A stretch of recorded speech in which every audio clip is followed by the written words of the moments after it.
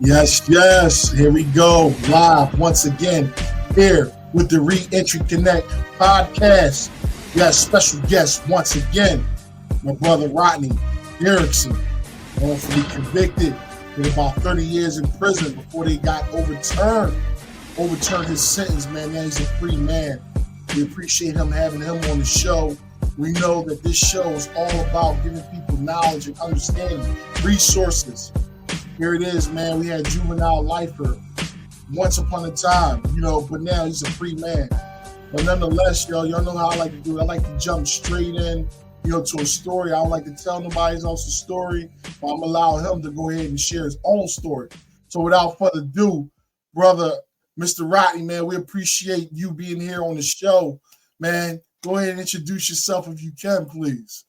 Yes, sir. First, Keenan, thanks, man, for giving me this opportunity, man, to share my story. And so I definitely appreciate you extending the olive branch, man, of second chances, man, and giving me the opportunity to just share my story, man, about where I'm at, where I was, where I'm at now, and where I hope to go, God willing. So as you just talked about earlier, I was wrongly convicted, at age 17, and convicted of second degree murder in a drug deal going bad in the city of Chester, Pennsylvania. I had nothing, absolutely nothing to do with the crime. I was actually home in bed sleep when this crime took place. But in 1994, I was arrested, and ultimately in 1995, October, after a second jury trial, the first trial being a hung jury, I was found guilty, and I spent 30 years in prison. And as a result of a change in the law concerning sentencing juveniles to mandatory sentences in prison, life sentences in prison, I was given an opportunity to get out. Um, So, Mr. and Rodney, before you continue there, I know everybody yes, want to know the journey you went through before you got to that point, because yeah, there's a lot of people out here right now that mm, has kids, loved ones that's been down since they was juveniles. Like I myself, I was down since I was a juvenile, 15 years old. So I know it's people that want to understand what was it like knowing that you did not commit this crime. What was it like once you entered those prison walls? Like what was it like? Like what was running through your mind at the time? well, being raised up in the Chester Wilmington projects, one of the things, man, we was accustomed to, man, is kind of just being tough, man, and taking things on the chin, man, and what I mean, and preparing, what I mean, always just for the worst. So entering prison at 17, um, I was confused. Uh, Obviously, I was young, I was naive, and as a result of that, I just kind of like just went with it, man, and at times, I'm gonna be honest, man, to myself, I was afraid. I was scared. You know what I mean? To be real. But I wasn't afraid in the sense of something happening or anything like that to me inside the prison because, one of the things that we know we learned is how to, how to defend ourselves, how to fight and all that kind of stuff. But it was more so what was coming with this life sentence. Mhm. Um, I didn't know, uh, what that looked like, man. So, I found myself asking some of the elders, like, yo, how much time you got in? And they tell me 20 years, 25 years at the time, lifers at that time. So I would tell you, man, that I was scared, man. I was like, man, I ain't doing this, man. I ain't doing life in prison, man. You know what I mean? So I realized, man, that I didn't have education. And when I went to prison, I couldn't read or write. I knew how to, count money and all that stuff. We knew the street, you know what I mean? Mhm. Um, Sophistication and savvy and all that. But education I didn't have. So I said, man, I have to educate myself. So I put my pride aside and I started asking some of the elders, man. And shout out to one of my mentors, his name is Wally, Anzi Travis, uh, was one of the ones that took me up, man. And there was many other ones. took me up under his belt, man, and began to tutor me, and then I became very involved, educated myself, became a certified paralegal. I was known as a jailhouse lawyer, Mhm. and I was helping individuals, man. You know what I mean? Yeah. Fight the system. So tell me, Mr. Rodney. So during this time, right? Did you have a certain type of support system that was with you that gave you hope, that kind of told you that you would make it through some type of way, or did you have to rock that bed out by yourself? Man, well, first I had my mother, man. You hear me? Okay. Mom, man. Mom Dukes was there, man, and she was the rock and the boss lady. And Yeah. she definitely made sure, like, I was good. You know what I mean? Okay. Um, and so she gave me a lot of support. And I had family. I had my family, my nieces, my sisters, and all, so I was fortunate to have that, right? Yeah. Yeah. My brothers, you know what I mean? So I always was fortunate to have that, but I realized that a lot of individuals around me, they didn't have that. You know what I mean? Yeah. Yeah. So that was a blessing. You know what I mean? Yeah. Yeah. But it certainly was Mom Dukes, man, all the way. You know what I mean? Yeah. Yeah. Moms, man, you can't go wrong, man. When you got Yeah, Mom Dukes in your corner, nobody's never gonna love yeah, you like a man. mother's gonna love you, man. Yeah, shout outs Especially, to the man. moms, man. You know what I mean? I'm Yeah. telling you, man, when you go in there, they talk about the friends and all that. You know what I Yeah. mean? Listen, they turn, man, and they go places not, and I don't want to question nobody's love, but Yeah. you know what I mean? I know, man, but when you get up in that things after years and years, man, Yeah. you start to fade away a little bit, you Yes, know? indeed. Yes, indeed. So tell us, like, so you got sentenced. They sentenced you to life. At any point, did you lose hope? Did you think you would never come home one day? Nah, I never lost hope, man. And Uh, first and foremost, man, Islam has really grounded me because I accepted Islam in 1995 while I okay. was in prison. So that structured me, man, gave me a lot, of hope, man, and so a lot of my strength and everything came from my religion as well, man, as well as the people around me, of course. Uh, but my faith put me through it, man. And I'm telling you, man, that I never, ever, ever, ever thought that I would die in prison. I always said I would get out of prison. You know what I mean? But I told myself this. I kept telling myself this, and I kept working. I stayed in the law library. Mhm. Anybody who know me, man, I'd have been the greatest Ford. I'd have been to Rockview. I did most of my bid in Rockview. I've been in Okay. Monoid. I'd have been in Chester. I've been to SCI Forest, Hottsdale. Yeah. I'd have been around, right? And Gotcha. everybody who knows me, they'll tell you he stayed in that law library. You know what I In mean? law library. I Yeah. ate Yeah. and Yeah. breathed and slept the law. That's just what I did. Gotcha. Gotcha. And that's what's up. That's what's up, man. Like you said, you just named a couple state prisons, man. Like you said, Rockview and Gratisford, and a lot of those places, they breed lawyers. They breed people in that law back. People that's, they appreciate in life. Even though they made that one mistake. A lot of these young cats don't know you make that one mistake and it's over for you. And here it is. You didn't even make the mistake. You were wrongfully convicted, and you still wound up going to prison. But I'm quite sure, as you said, I know you probably had negative associations, and you was into the streets and stuff like that. So sometimes you could be guilty by association, just by associating with people. They may think you had something to do with something that you didn't have something to do with. You know what I mean? Absolutely. That's powerful. So Yeah. so tell me this thing when you talked about the mentors in your life, because I had like a good mentor in there too, by the name of Chucky Africa.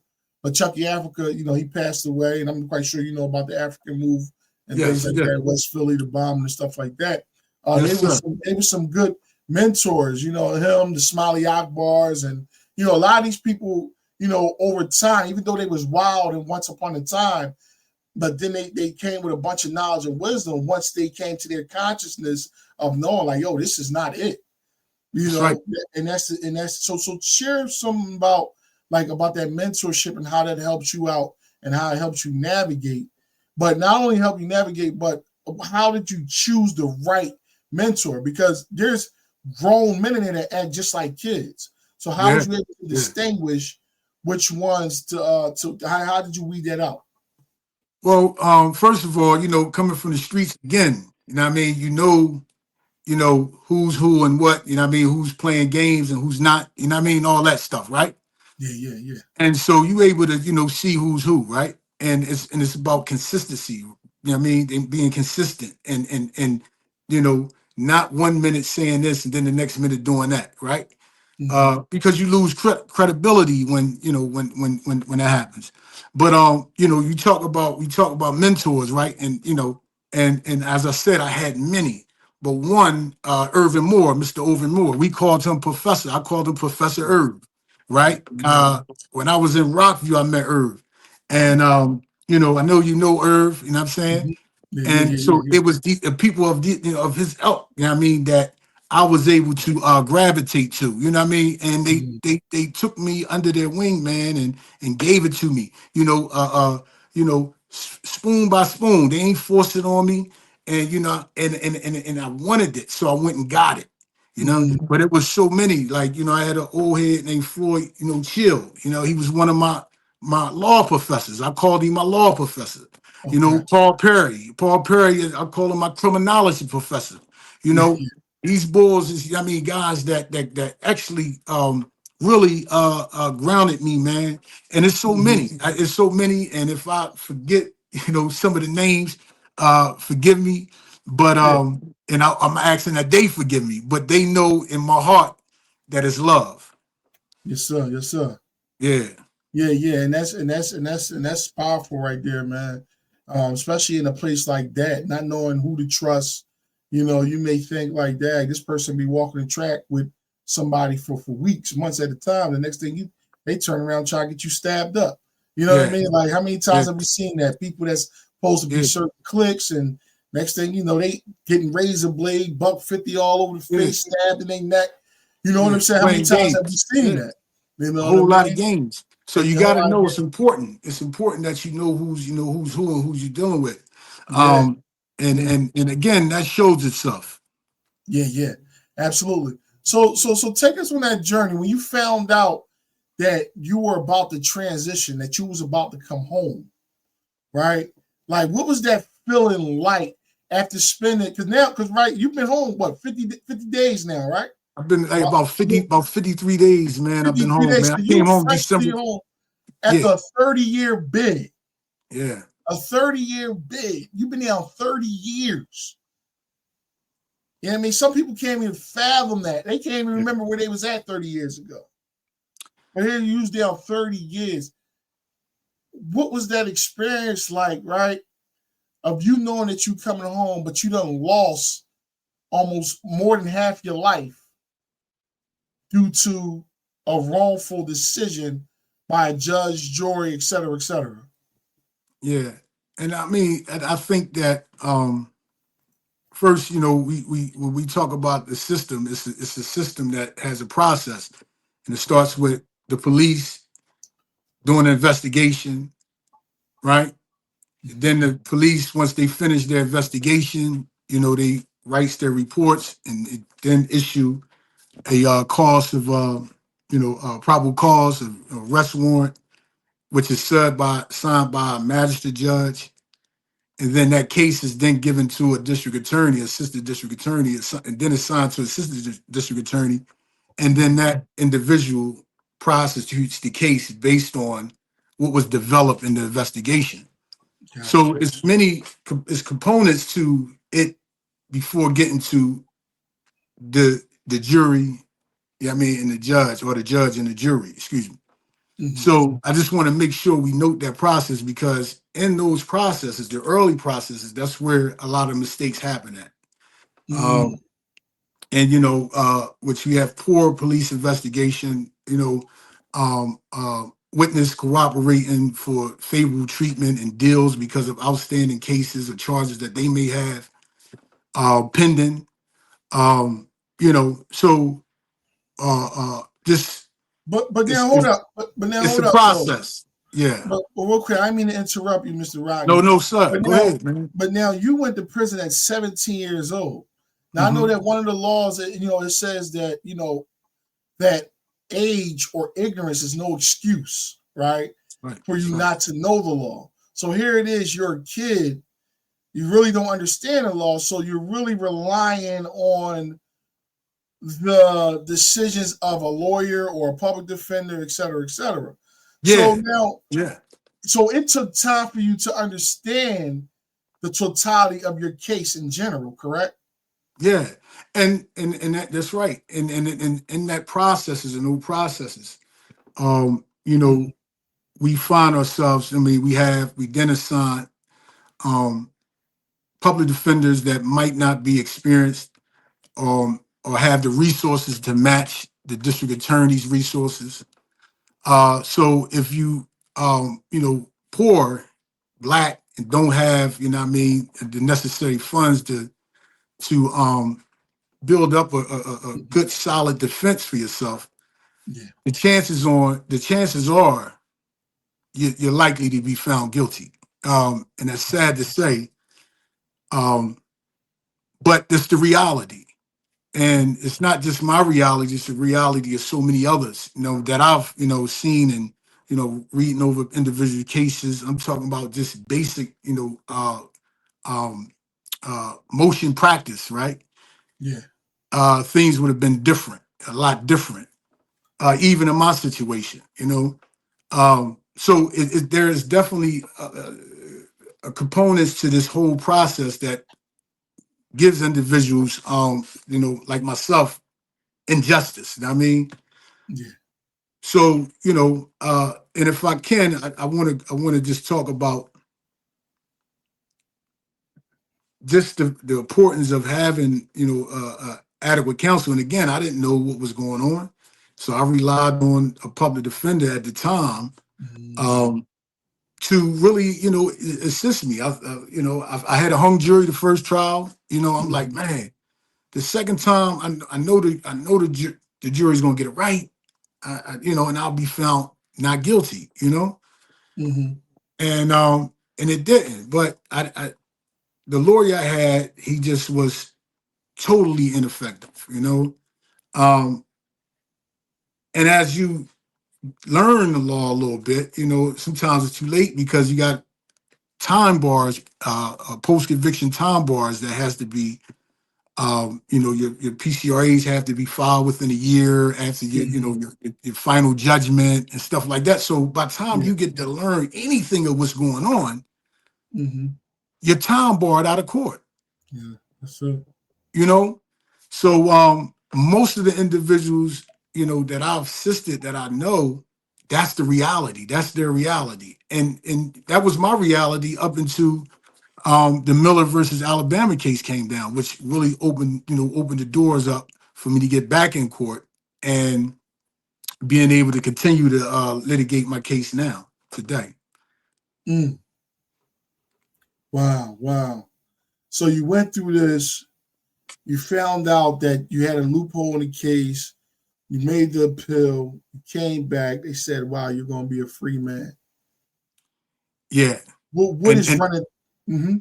Mm-hmm. yeah, nah, and that's another part of the question you was asking. What that felt like, man, and so obviously, man, like I said, I always believed and I always had hope, and I always had that faith, man, in the Creator.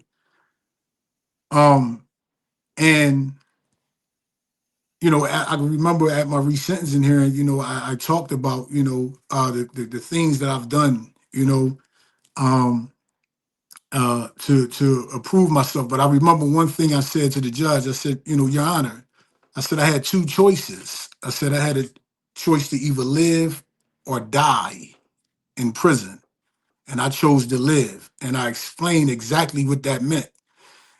Working, helping improving myself and others around me, getting involved in um, uh, uh, restorative justice workshops and taking advantage of you know rehabilitation initiatives and groups, mentoring other individuals.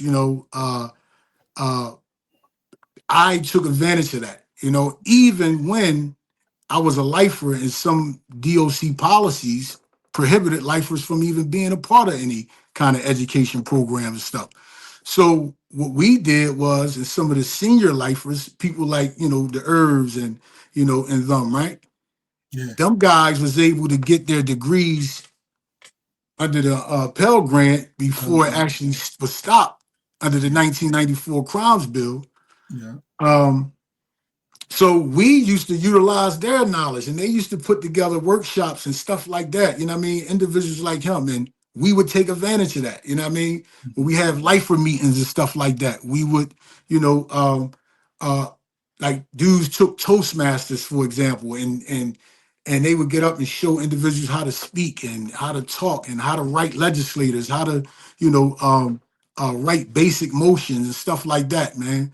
So, it was a fraternity. The Life organization was actually a fraternity for us, you know what I mean? And we used to build together, and we supported each other. So a lot of my hope and all that came from all that. But when Mm. I was actually, resentenced and relief, I was number one, I was definitely grateful and thankful Mm. to the creator. And I think, man, and I obviously got emotional, very emotional. Mm. Um, but it was like I kept going, man, and I haven't given up on myself. Wow. And I remember, one of my nephews, he came to see me in Gradesville in 2013, Mm-hmm. and I remember I told him then, I said, man, it's not over until you win, man, and I Mm. said it's not over until I win, and these are the things that grounded me, man, and kept my motivation. So when it was my time, I laid everything down. I put the work in. I didn't take anything for granted. Shout out to many of the Department of Corrections staff who was really trying to help individuals. You had some that wasn't. Let's be Mm-hmm. real. But you had a lot that were trying their best to give us the resources we need and help us get, and didn't give up on us. So I want to definitely acknowledge them. But yeah, I didn't give up on myself, man, and that was key to my victory. Yeah, yeah, yeah. No doubt, no doubt. You had a couple comments there. Trick Wheezy. They said keep up, keep pushing. Great job, keep moving forward. You got a couple others.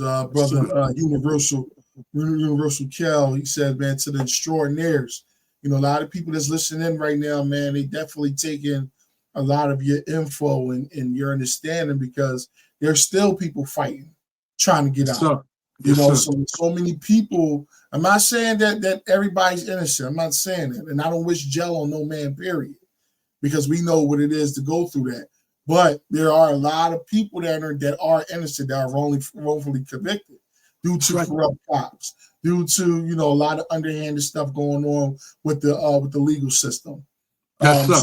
And you notice, like in the past 10 years, you notice a lot of exonerations. You notice a lot of people getting back into the courts, due to corrupt cops getting locked up and things like that. So it's definitely opening the eyes to a lot of people, which is a good thing. You know what I Yeah. mean? So let's get to it, man. You've been home 50 days, man. First day out, but you Yeah, I just think about, I lost think it's about 50, 53 or so, man. I ain't gonna 53 lie, I days. stopped counting. You stop But, counting, but but back December 53. 15th, I was Yeah, released, man. And you I gotta just say stayed this. home.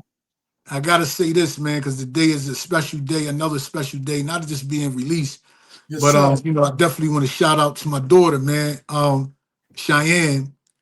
So her mother, when I got locked up, December 15th, Mm-hmm. my daughter mother, at the time, Dawn, was pregnant with my daughter Cheyenne. Mm. And February 6th is when my daughter was born, in 95. So the day is her birthday. And so Wow. and it's crazy because it was 30 years for me. After 30 years, and my daughter just turned 30 years old today. So, Wow. Birthday. so I Yeah. definitely want to, yeah, man, I definitely want to shout out, man, and the love, man, and all that is, But give her a is shout out. Give real. her a shout out. Yeah, Give her a my shout daughter, out. yeah, Cheyenne, man, I love you so much, and I'm home, and I want to, try to be the best I can be, And yeah, and I'm just enjoying every minute, you know what I mean, with you. And so, it's your day, it's a special day, and many, many more, God willing. Um, yeah, love you so much. Yeah, that's what's up. That's what's up. So wow. So you had a daughter, you had family out here, you just lost half your life. Now I know a lot of emotions are running through your mind and you out. Yeah. So I mean, not sure if you ever paid a bill before, not sure if you ever built your credit before, not sure if you ever purchased property before. What's going through your mind? Were you in, were you scared? Were you frightened that the technology may, suck you in? What was your thoughts? Well, man, we all, when you come out, first, let me say this, you know, uh, when I was inside, oh man, I was always staying in the loop and connected, man. Like I was, asking questions, calling people, yo, what's this about? What's the, Apple Intelligence, you know what I mean? And, what's this and that? You know what I'm saying? I always was doing that, right? And then I had a TV, obviously in my cell. So um, a lot of stuff I write down and check out, you know what I mean? And so I got a lot of my, insight, man, and stuff like that, man, off of TV and just off of just talking to people, man. So I feel like, I was a little bit more prepared, right? If it makes sense. I feel like I was a little bit more prepared for what I'm going through now, right? Mm, Um, and so I never felt, it's obviously it's anxiety, it's anticipation, and um, and all that, right? That's without question. But I feel like also it's just, man, the natural flow of what you put the work in, man, for, man. You know, yeah. wow. And I really got to be real with that. And then all my support I have a and this key when you talk about reentry is very important that your transition from out of prison, especially after long years of in prison, is tantamount, you know what I mean, to what kind of support you have. Is if that makes sense.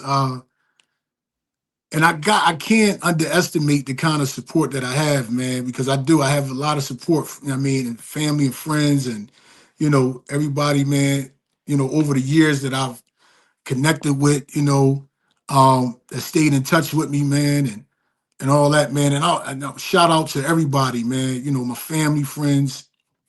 You got Team Derrickson and all that from the Bring Rodney Home campaign.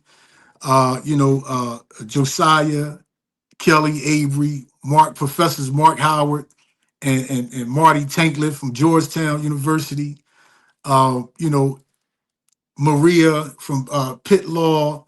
You know what I mean? I have a lot of people in Penn State, it's just like, man, it's just so much love, man. You know what I mean? And that's so crucial to having a successful transition out of prison. You know what I mean? So I definitely don't want to, underestimate the importance of having that.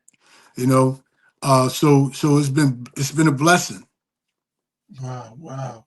It's been a blessing, man. And a lot of times, man, people come home after doing so much time, man. They be so bitter. They complain about they may not have nothing or the right resources may not be coming to them fast enough. But here it is, you're being humble with it. You know what I mean? You're carrying that same aura that you had in prison out here in the world. You know what I mean? You're keeping your knowledge up. You're getting around the professors. You're going to these different places to speak. As I spoke on the other podcast, I said, you go from the state pen, then you speaking at Penn State. You know what I'm Yeah, saying? yeah. You once in jail, but now you're speaking at Yale. You Hey know what I mean? yo, Shout out to Wallow. Wallow used to say some things like that. So, but well, yeah. I got a book, and then I ain't published it yet, but that there are the concepts. So I had wrote an article in 2011. You know what I mean? It's called "Prison is a College for a Wise Man and a Playhouse for a Fool." And so those concepts and stuff, I'm deep in it. You know what I mean? And actually, in my book, I talk a little bit about that. You know what I mean? From the state pen to Penn State, and from your jail to your yells, and what I mean, and I also say from your prison town to your Georgetown. Mhm. So I'm for that, man, and I tell people, man, utilize their time in prison to educate themselves, get better. You know what I mean?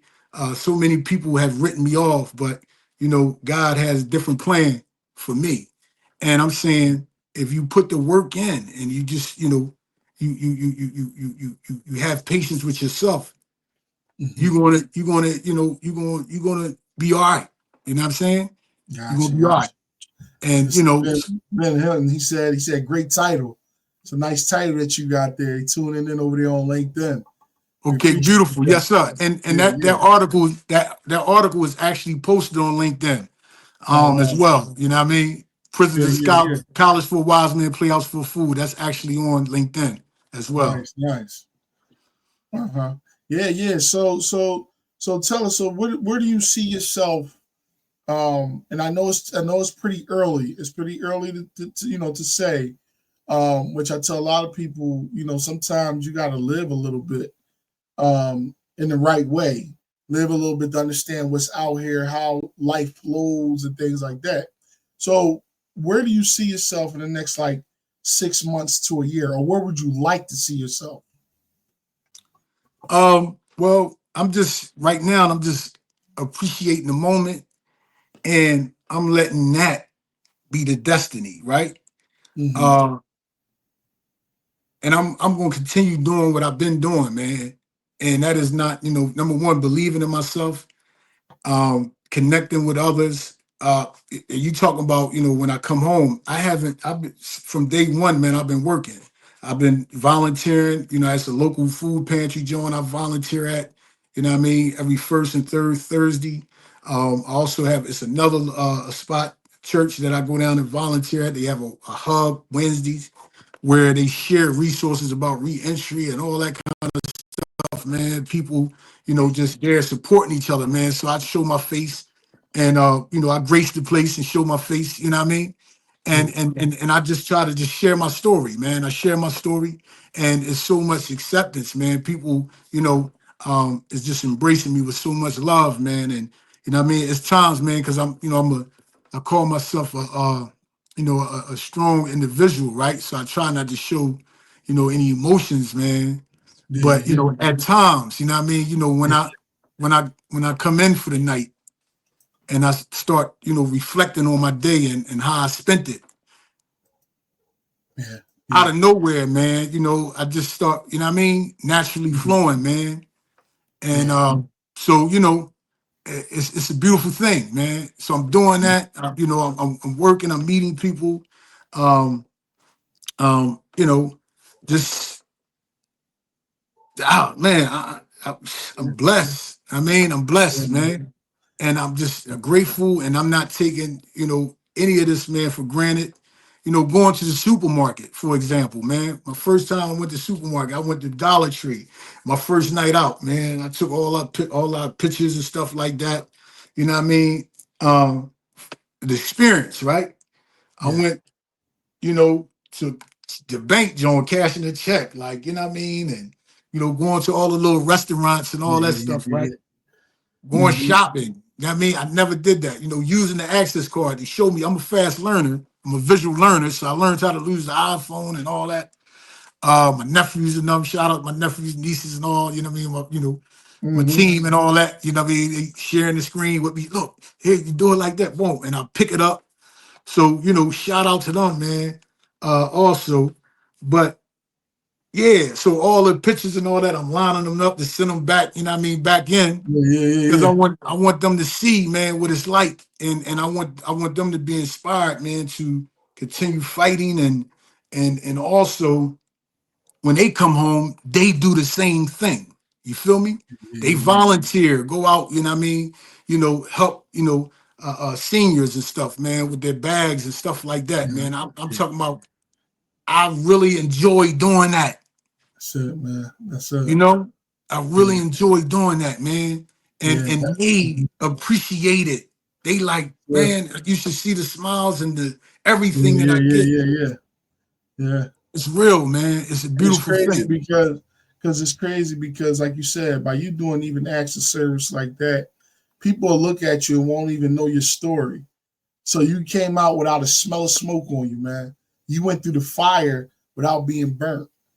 But like you said, it was only by grace by the Creator, man, that we were able to make it through situations like that. Because Yeah, how many people you know in there, they done lost their minds, man. many, These people talking to walls, many, they man. playing with their feces, they throwing piss Yeah, on the cards. yeah, You yeah. know what I'm saying? They strung out on the drugs, they on the Thorazine and the Right. the Red Rhyme and all this stuff. They Yeah, cheeking the meds and all that, man. They chasing the high right now in there, yeah. A so lot, man. And you you know, know, mm-hmm. that's That's real. what he It's said. real. But Mr. Rodney, man, let us know, man, about your website, man, or any social medias, anything that's going on. Like, how can they get in touch or to check you out? Well, so right now, we got so you got to bring Rodney home, at Bring Rodney Home IG. You got Okay, my website, Rodney Home, bringrodneyhome.com, excuse me. And okay, also I just started the Rodney Home 30, which is popping. So that's something I just started myself. It's me after 30 years, home after 30 years. So I'll be posting a lot of stuff that speaks to that, you know what I mean? yeah, yeah, Um, yeah, man. And I got a LinkedIn as well. So people can check me out on LinkedIn as well, man. Rodney Derrickson LinkedIn. Uh, yeah, man, it's just like I'm just enjoying it, man. I'm enjoying it, this thing, yeah, man, yeah, this freedom, not taking it for granted. Um, you know, Jumping on podcasts as I gave another speech, and I mean to my Chester youth. Shout yeah, out to the Making a Change group in Chester, Pennsylvania. You know what I yeah, mean? So, yeah, yeah, I did a joint for them, man, and that was love, man. It was a real talk thing, man, telling them, man, and emphasizing to the youth, and I mean, not yeah, to take for granted their freedom. You know what I yeah. mean? That's it. You We got know, some shout outs here over here on Instagram. We got Diva Lux. She said good Diva. She said good evening, brothers. And you got Miss Trixie over here. She said your mindset is admirable. She said, I hope your next 30 plus years are full of blessings. That's a blessing. That's a good thing to say. Diva said, thank you. stay strong, keep your head up. Yeah, and like people definitely dropping some good jewels here, man. Yes, Yeah, man. about that. I I didn't mean to cut appreciate you that. off. Yeah, yeah, definitely, man. And like you said, man, you got a whole lot of things going on out here, man. That's again, it's going to come in time. It's going to, it's in increments. Nothing comes Yeah. overnight. You know what I'm saying? We would want things, but we can't take back the hands of time. You know what I Yes, mean? sir. But we can live in the moment that we're in right now, though. You know what I'm Yes, sir. saying? So, Yes, sir. um, And that's key, mhm, man. And one thing, man, that I have to say, man, is that I'm able to, you know, be where I'm at, man, because I'm not bitter, man. I'm not bitter. I'm not mad at the system and none of that. You know what I mean? I fought the system. I mean, I'm not mad mhm, at the system. Because people make mistakes. Uh, and I think because mhm, when I talk about purpose, and I shared this with a friend of mine. When you talk yeah, about purpose, sometimes you experience pain through purpose, right? yeah, yeah, But when you heal from the pain, mhm, you fully able now, you're recovered.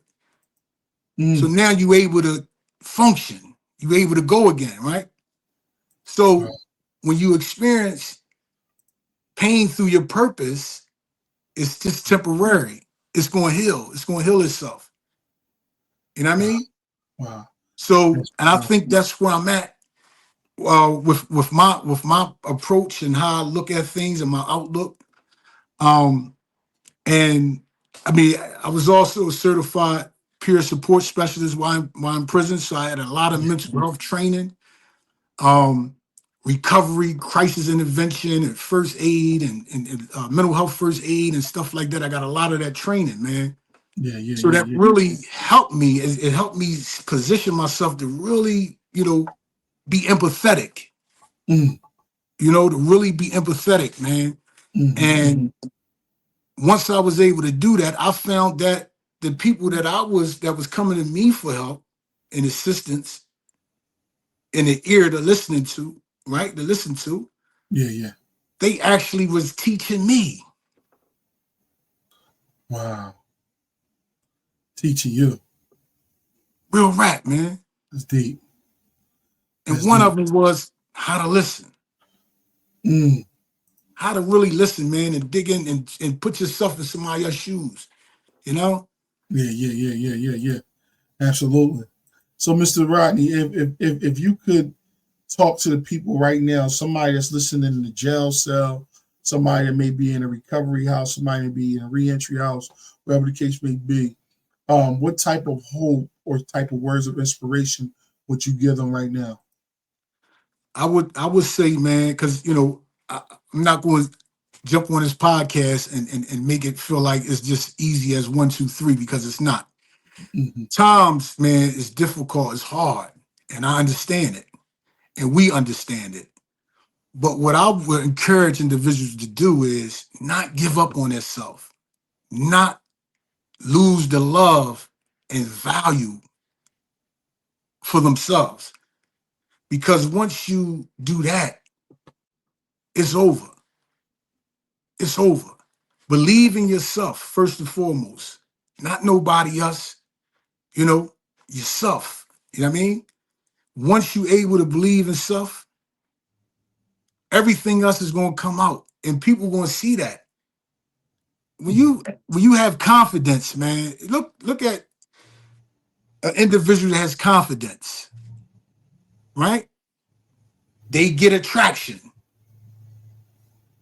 People who love themselves and not give up on themselves and taking every day and just not, I'm not saying don't complain, because sometimes you got to do that because, people will take advantage of you.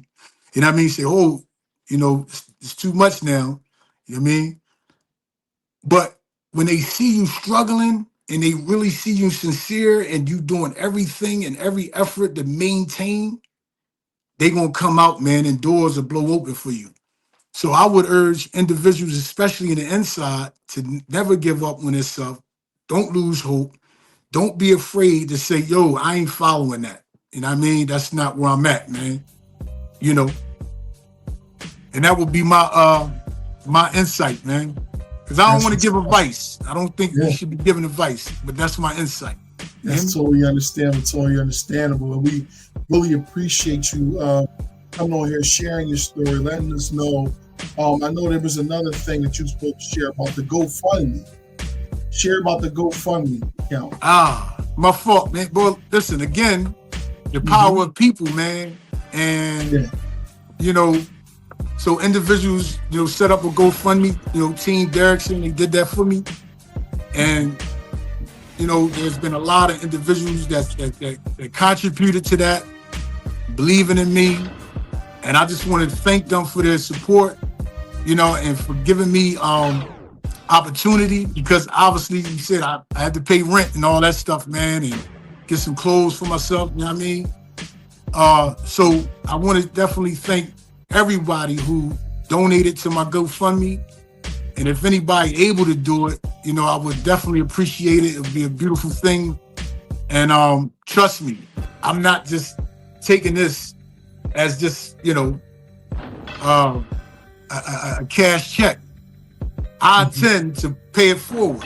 When I get right and I see an individual got to GoFundMe, I want to donate back to those individuals because I know what it felt like.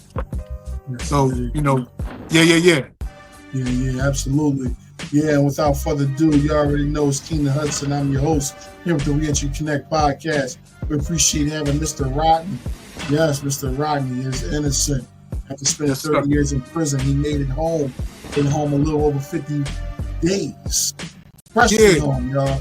So we got to definitely encourage him. So feel free to like, share, subscribe. Share this video with people. I'm telling y'all gonna get some good insight, especially for a lot of the incarcerated juveniles that's out there, the mothers, the parents that are watching this, that constantly communicate with me.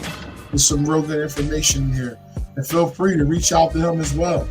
All the platforms he will be on.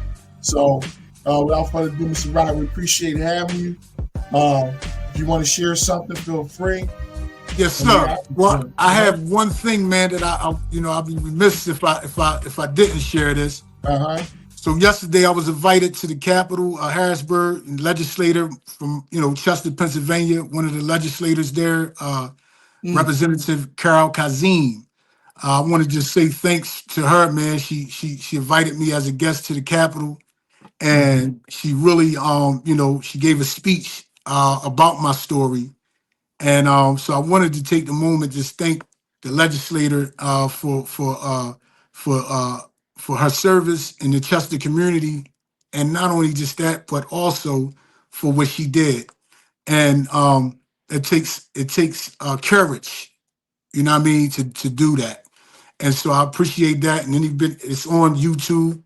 You just check it out. You know what I mean. Rodney Derrickson just put me up on YouTube. It's gonna pop up. But yeah, shout out to the state rep for welcoming me home. Yes, indeed. We appreciate that. Thanks a lot. Thanks a lot. But without further ado, Mr. Rob, we definitely gonna love to have you come back, especially when we do the group session. We're gonna be talking about some powerful things on there, man. We definitely need your input. We want to just encourage you keep doing Beautiful. your thing. Like I said, I'm gonna be out there soon, to visit y'all. Shout out to Kurt Danish as well. Tomorrow's Labor, powerful re-entry. Yes, sir. We appreciate him as Yes, well. sir. But without further ado, everybody, y'all have a good night. And we hope to Peace, baby. we'll Thank be you, back man. very soon. No doubt. Peace.